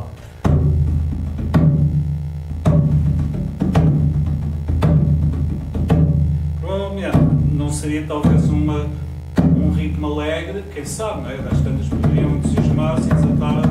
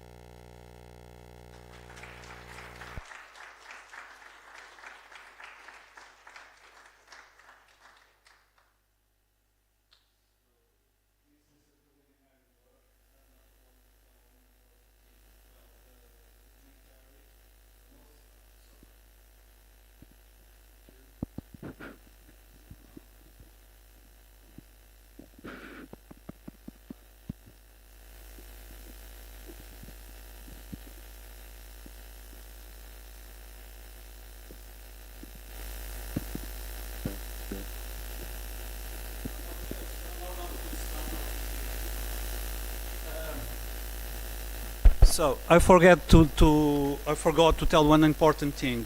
What interests us more here in this documentary is not the image, is the sound. In archaeology, and not only archaeology, in today's life, in this world, we pay much more attention to visual aspects. But sound is very important in our daily lives. It surrounds us everywhere. And it's also paying attention to sound is also important for well-being. And for example, music therapy is a field that is developing very much. And also some neuroscientists, since for example 2008 or even before, are paying attention to sounds that can be found in prehistoric chambers. For example, neuroscientists for the University of California, Los Angeles, and also from Italy, and also here in Portugal made some tests with some sound frequencies and with electroencephalography. It would be nice to test these sounds. I believe I'm glad because the sound, the resonance could be heard. I think that you heard that banging the drum, beating the drum, the sound resonates a little bit. A little less, resonates a lot. So there was an important Indian researcher and musicologist, Inayat Khan, said in the beginning of last century that the sound of drumming is the instrument that affects more directly our nervous system. And for example, a North American psychiatrist wrote a book called The Healing Power of the Drum. That's incredible. And I must say that when I was playing the drums, I felt very, very relaxed inside that. Very relaxed. And so this is a field to explore and gives many important information. And let me finish with this.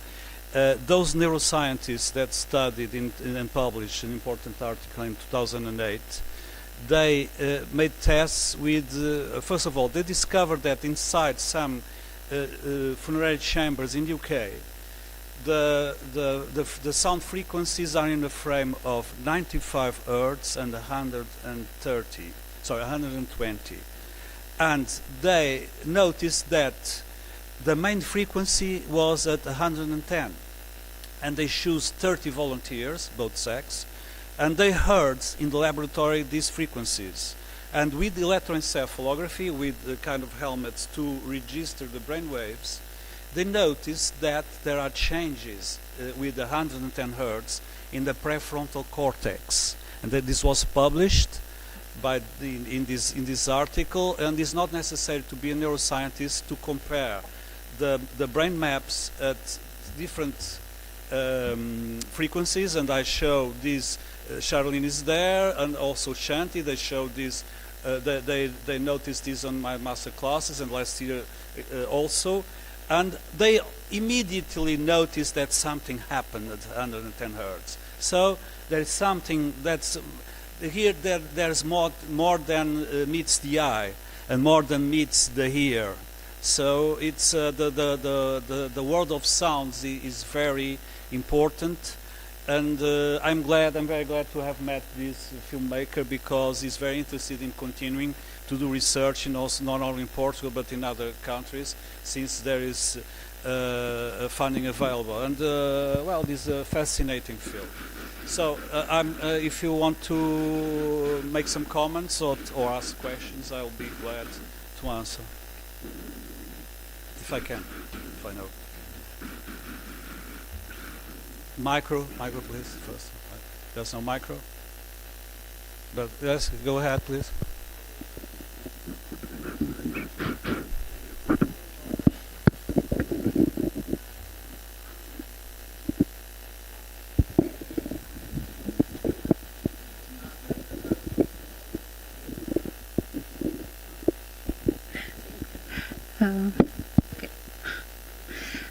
So the drums are really interesting part, and are the drums that were used in the movie, how to say it, an authentic reproduction of the ancient drums. Okay. drum, noticed that there were two colors. One was dark, another one was almost white. This almost white drum, it's a replica of a drum. Oh, sorry.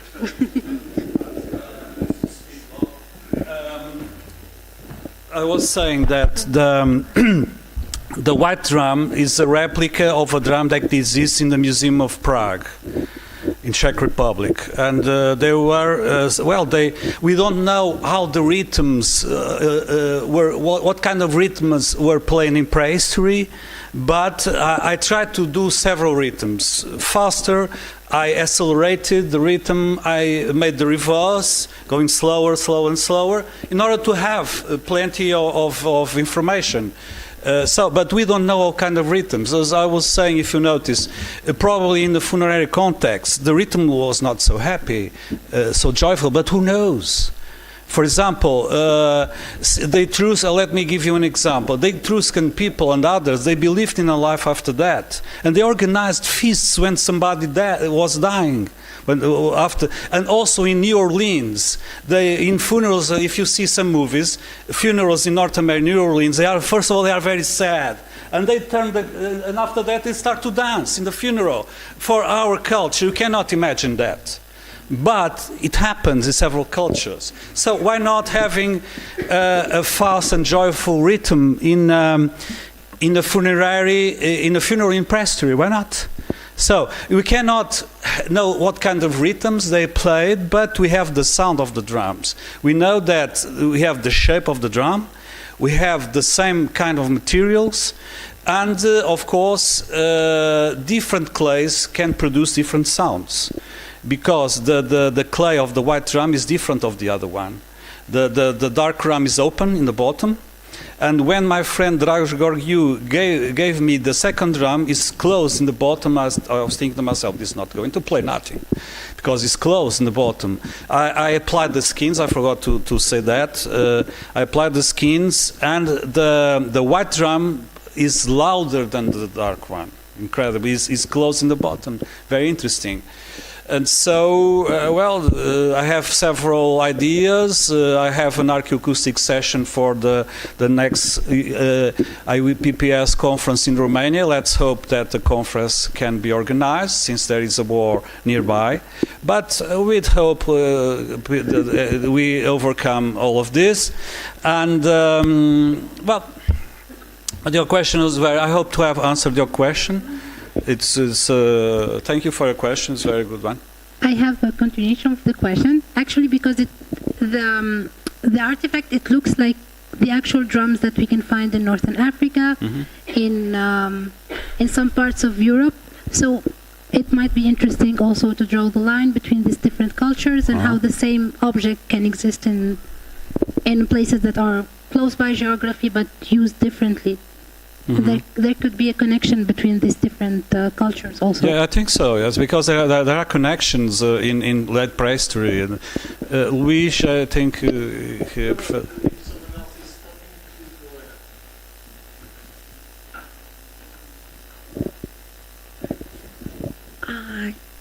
I just want to know, the prehistoric people, how they identifying the rock gong, singing stones, how they are identifying that they can make music in that, or how they are producing.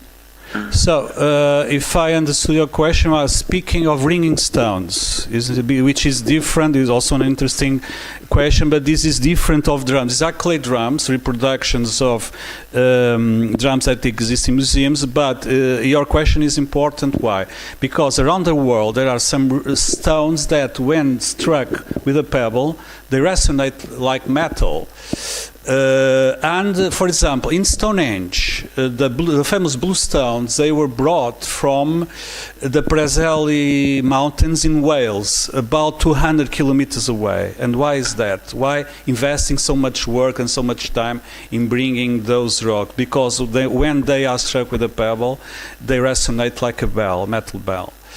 That's fantastic. And there are several these kind of rocks similar in many parts of the world. I have shown in lectures and in master classes some examples. Again, Charlene and Shanti were amazed with a rock that exists in Kazakhstan with rock art nearby, with a dancing scene. That means a lot. And interestingly, still today in that place in Kazakhstan, when people get married, they go near that rock and make a feast during the wedding. So the sound is very interesting, and also we have reports in Indian tests for about 3,000 more, almost 3,000 years ago. They say that by sound vibration one becomes liberated. So they knew in those times that sound was a vibration. Sound is a vibration. So. And that's why there are some acoustic phenomena in megalithic monuments and like that.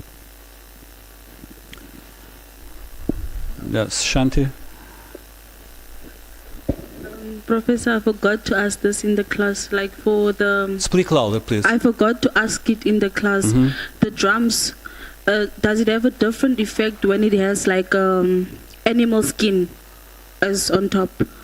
Is there a different effect of the sound that resonates? If the skin is different? Yes. Well, I only tried goat skins because I read some articles regarding experimental archaeology. There is a good researcher from the UK that tried several kinds of skins, but goat skin is the best to resonate.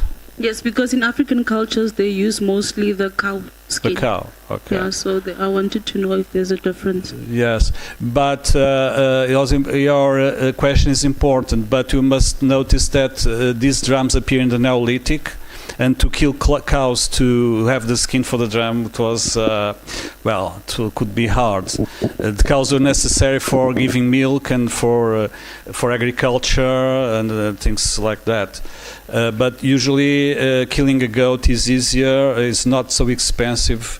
But these kinds of questions are important that they make us think and in solutions.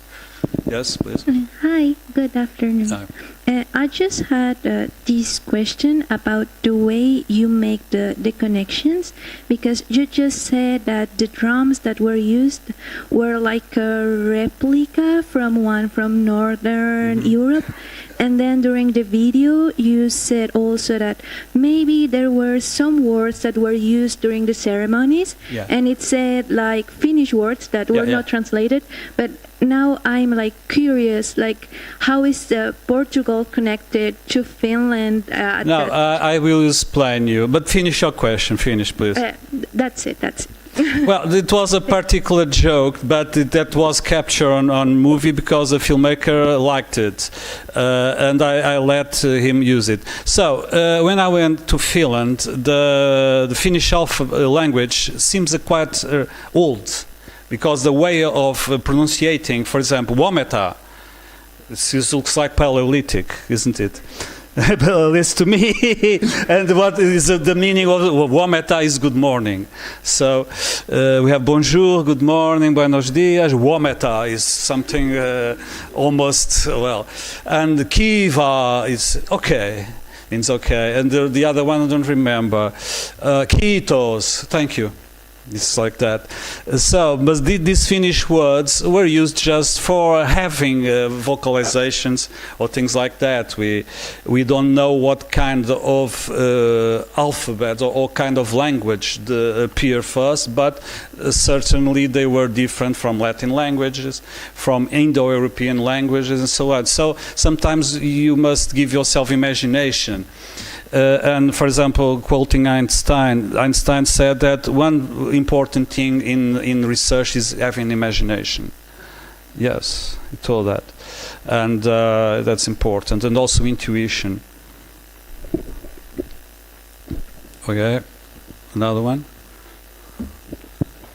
Okay, so I have a question. You just talked about imagination. So I was wondering, do those places were chosen for funerary actions linked to the sounds they produce, and was that something maybe that could be explained by spiritual beliefs or something? Very good question. So let me say you this. It's not an easy answer because I will take a lot of time. But you can read some articles, not only by me, but by Rupert Thiel, by other researchers. For example, in the beginning of the 20th century, 1902, in Malta, in the city of Paula, some people were making works in the house, and they discovered a hole. They explorated the hole. It was an underground, the hypogeum. And they noticed immediately then that speaking a word in the hypogeum, the sound would reverberate in the whole building. And we don't, of course, that people in the Neolithic didn't have the technical skills to tune these chambers to certain frequencies. But it's unlikely that they didn't notice the sounds and the reverberations that occur in many places. And for example, in prehistory, they had to pay a great deal of attention to sounds. For example, when in the Paleolithic, when people go out for hunting, they had to turn around constantly to see and to hear if a predator was not behind them. Sorry. I'm used to move around. So, in prehistory, sound is much more important than, for example, in more recent societies. At least some kind of sounds. And, of course, in some places, with time, people could tune intentionally some chambers of these. I'll give you an example. I was reading the other day, and I showed also this in the master classes. In Wales, there is the West Kennet Long Barrow, which is a burial place. They have a corridor and two chambers on the side and two other chambers. And they made tests not inside but outside. They were playing drums inside. And people that volunteered inside in the dark, it felt like floating in the air. And there are several acoustic experiments. For example, when I was in Malta, I had the luck to participate in an international project. I was just as an observer to see what happens. And the hypogeum in Malta has several rooms. And one person is playing a horn and a drum in the so-called oracle room. I was in another place. I heard the sound, but I felt the sound at the same time, crossing my body at great speed. But it was not strange. It was, interestingly, it was very relaxing. And I said to him, play it again, please. And the second time was even more amazing, and with the illusion that my body was floating in direction to the wall. And interestingly, on that wall, there were prehistoric paintings. So, in this case, and in many other cases, we must think that some examples of megalithic art, not all, but some, may be the result of acoustic phenomena in megalithic monuments. Because there are several cases of intentionality. For example, in Aberdeen, in Scotland, there are several stone circles with menhirs. And between the two tallest menhirs, they put a larger stone and two smaller stones. So in order to amplify the sound. This was tested by an archaeologist together working with an acoustic engineer, and they noticed that playing an instrument or speaking or shouting in that region, the sound is amplified in all in the large distance, and playing in another place in open space that doesn't happen. Furthermore, in Stonehenge, some pillars, they were polished in interior and not in exterior in order to reflect the sound, and that can be noticed if the person that is playing is in the center, since it's a circle, and the sound, this is called a standing wave. The sound goes to a pillar and comes back amplified. So all these acoustic phenomena Imagine how people in prehistory could think about this. They could think about supernatural powers, about the voices of ancestors. Another example, still in Scotland, very interestingly, there are two chambers 200 meters away from each other, and they made tests, the same team, they test inside one of the chambers, and people was outside, they couldn't hear nothing. And people inside the other chamber, 200 meters away, they heard the drum. Imagine what it is to hear a drum when the drum is not playing.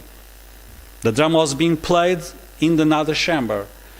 This can create beliefs in prehistoric populations, and give origin to myths and to, well, tell a kind of beliefs.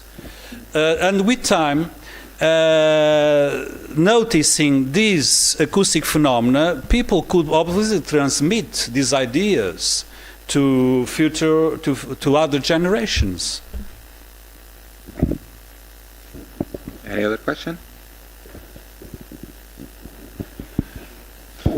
Just to say, this is, I think, a very interesting line of research that some colleagues are developing now.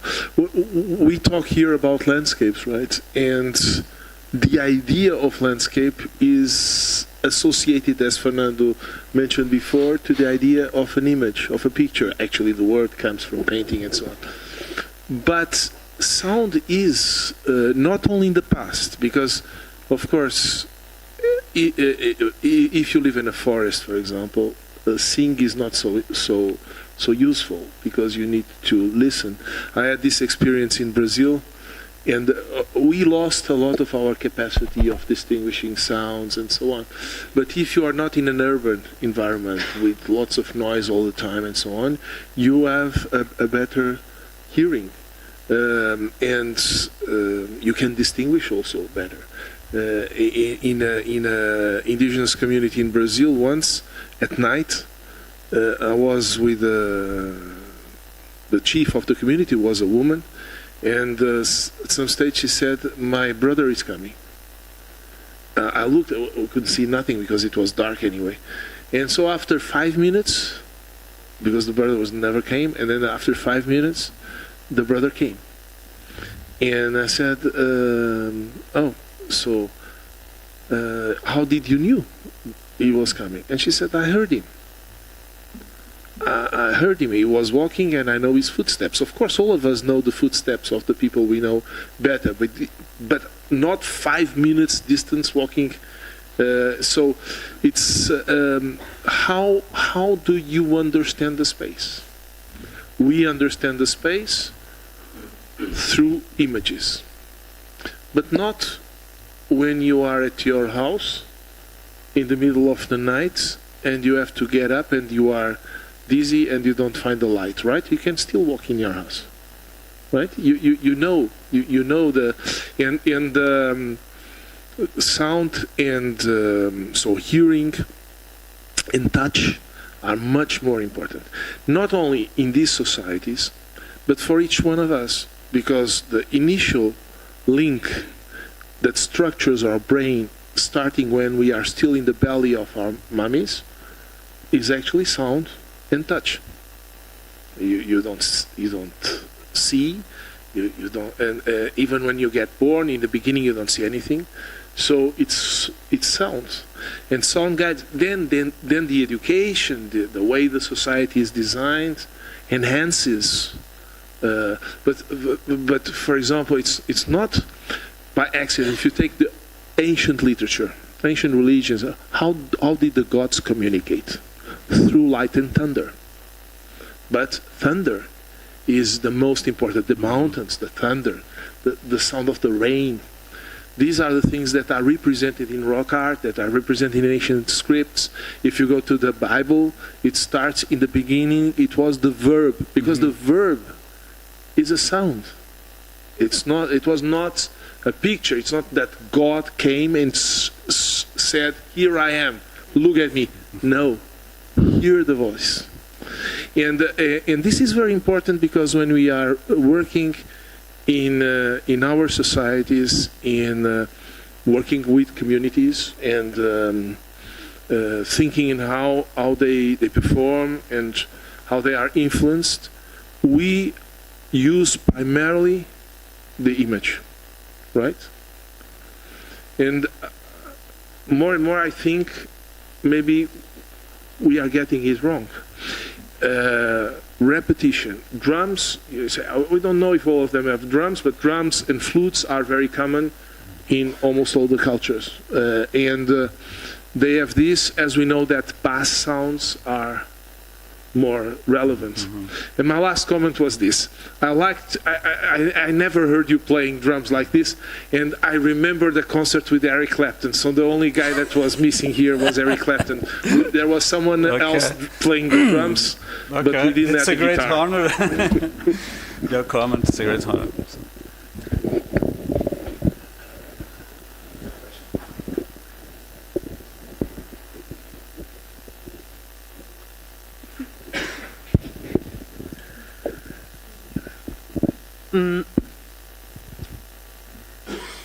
It's easy. Which materials were used? Where were the drums found, and in which conditions? So you mean that the real drums were these replica, the real drums? So the ceramics, the material is ceramics. Used in the places where they were constructed. The second question was? Where? Where? In many places. You can find, there is bibliography that you can see if you are interested. These drums appear very often in Czech Republic, in Germany, in Sweden, Denmark, other countries, mainly in Central Europe. But probably they can have existed. Well, I'm meaning regarding only Europe, because, for example, in India there is rock art from Bronze Age, and the Bronze Age in India much older than in Europe. They can be seen in rock art examples. And, for example, the double drums hanging from the shoulders of people. And also there is a picture of a drum in Çatalhöyük in Turkey, a smaller drum, hand drum.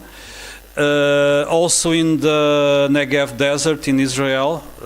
So drums occur in a large space, not only in Europe, but also in Asia, North Africa, and so on.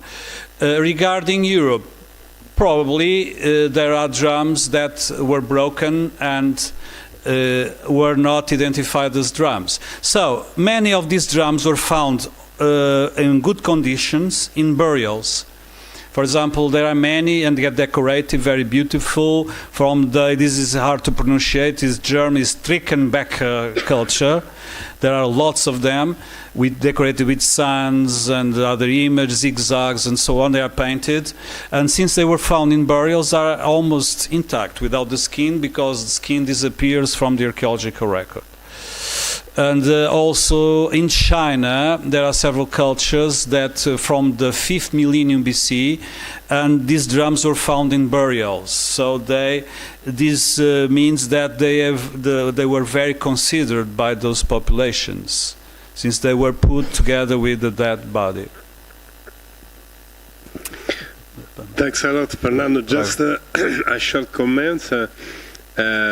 Your proposal here is very important, fundamental, because I think that it prompts us, it pushes us to pay attention to many factors that in actual educational and training processes and institutions had overlooked or underestimate.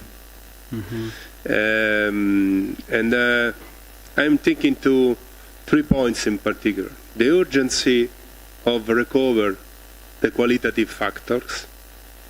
The urgency of recover the qualitative factors in the observation of the phenomenon reality.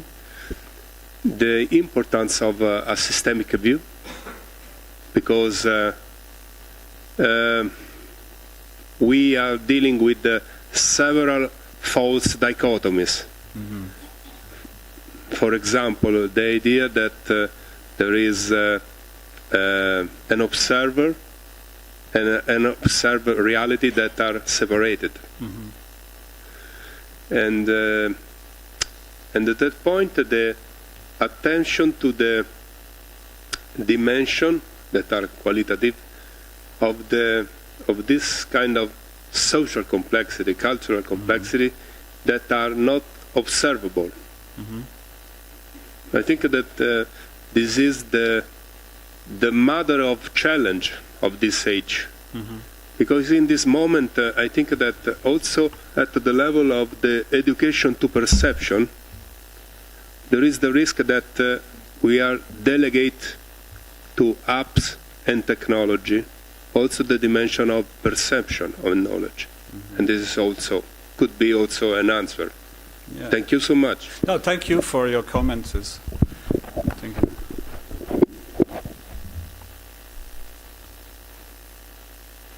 Anyone else?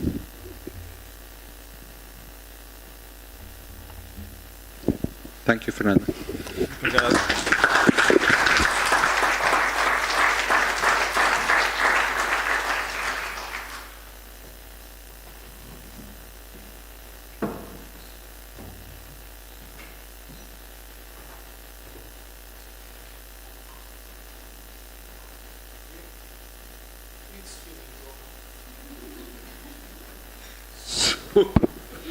So now it's like this.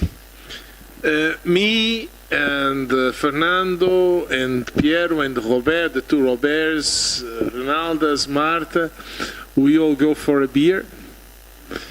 And also Ines, or a glass of wine. And the rest of you can stay here. And you will make this yoga meditation that someone mentioned before, because yoga meditation, as Ines said, is very important. All families should do it. In my family, as you know, my daughter does it, so I'm covered. Yes, because me and my son, we have already heard to do it, so it's fine. She does a lot of meditation every day, so it's sufficient for all of us. And so you can try this. And then we will see each other tomorrow. Okay. Thank you.